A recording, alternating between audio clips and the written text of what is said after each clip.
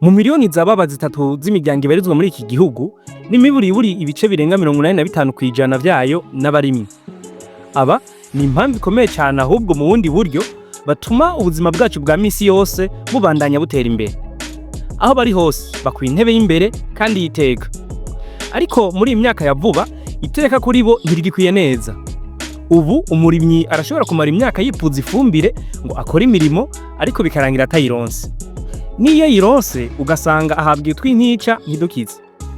Nanone tukabandanya tumusaba ibifunguro. Tubaye turerekana nako kamaro ka mbere, uburimyi uyu munsi bufatwa nk'igikorwa nomero 2 mu vyitezwe kuzamura ubutunzi bw'igihugu kugira bushikire ya mbono kazoza. Bukurikira igisata c'ubutare.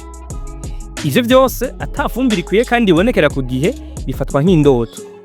Iyi ndoto ariko ishobora kubigirije mu bikorwa. Ubushikiranganji butatu bwa Reta y'u Burundi buherutse kwiyunga kuri ico kibazo rudende. Bwatanguje kuri uyu wa kabiri isekeza ryo gusuzuma itangwa ry'ifumbire ya FOMI. Iri sekeza ryo barizomara igihe kingana gute? Hoho hariko hasuzumwa iki mu vy'ukuri? Ko nubu abarimyi batumwe ko kuri ifumbire hari ibizohinduka kubera iri sekeza? Kaze tubirabire hamwe. Abashikiranganji batatu Tarinimba Rushimana ajejwe uburimyi, Alendi Kumana aramutswe ikigega ca Reta na Leonidas Ndaruzaniye ajejwe intwaro yo hagati mu gihugu nibo bifatiye mu ntoki iki kibazo. Hari haciye imisi mike umushikiranganji w'ikigega ca Reta yeretse abatowe n'abanyagihugu ko hariho umuco udakwiye neza mu bijanye n'intunga y'amafaranga y'igihugu. Aha yashimikira cyane kuri FOMI, uruganda rumwe rudende ruhingura rukongera rugacuruza ifumbire mu Burundi, n'ikigo anagesa kijeje kwegeranya umwimbo. Ariko ibi uyu munsi sivyo tugira turandireko. Intumbero yo kwiyunga kwa bashikiranganje kuri iki gikorwa ngo ni ugutunganiriza abarimyi barenganije mu kudahabwa ifumbire bari bararihiye amafaranga ya nyuma bita sold, hama ntibayironswe kuva mu mwaka wa 2022 gushika uyu mwaka wa 2026, ariko kandi kongera butegure neza iyi maji mpenshi y'uyu mwaka wa 2026. Kugira ivyo byose bikunde, ubu bushikiranganji butatu bwatanguje amatohoza mu gihugu cose kuva kuri no wa 13 gushika kwa 17 ku kwezi kugira bushobore kumenya abarimyi bose bafise ubutike baguze ifumbire y'agatasi kuva muri 2022 gushika ubu mu 2026. Ibi bikozwe kugira hamenyekane ubwoko bw'ifumbire abo barimyi bari bakeneye igihe bari bayikenereye ndetse n'igitigiri c'ifumbire bari bakeneye. Iruhande y'ivyo kandi muri iki kiringo c'imisi 5 umurimyi wese azotegerezwa kwerekana uburinganire bw'umurima wiwe hifashishijwe abajejwe intwaro, gutyo hamenyekane ifumbire yarakeneye ataronkejwe n'iyakeneye muri kino gihe.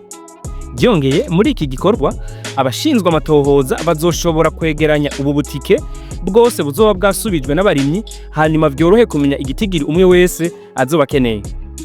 Ariko naho biruko ubushikiranganji uko ari butatu buhamagarira abarimyi bose kurihira hamwe amahera ya avance na ya solde kwifumbire n'ishugara bakeneye mu ntumbero yo kwitegurira neza irima ry'impeshi gimirije rya 2026.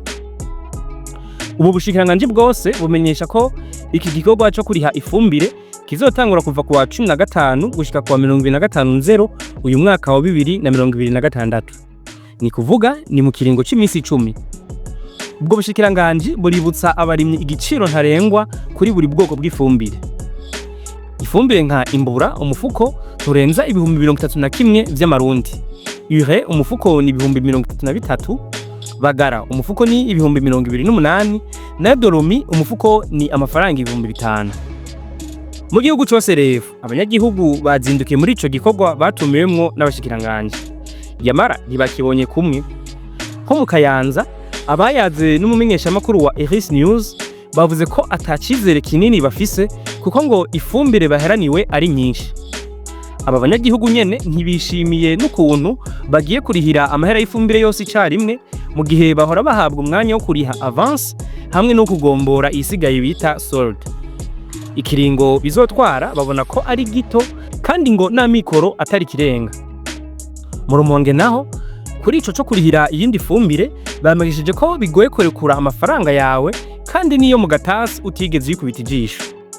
Ku rundi ruhande hari abatubwiye ko bizeye ko igikorwa cyo kuronsa ifumbire kigiye gutunganywa neza ku buryo atabirarane byinshi bizongera kwibonekeza.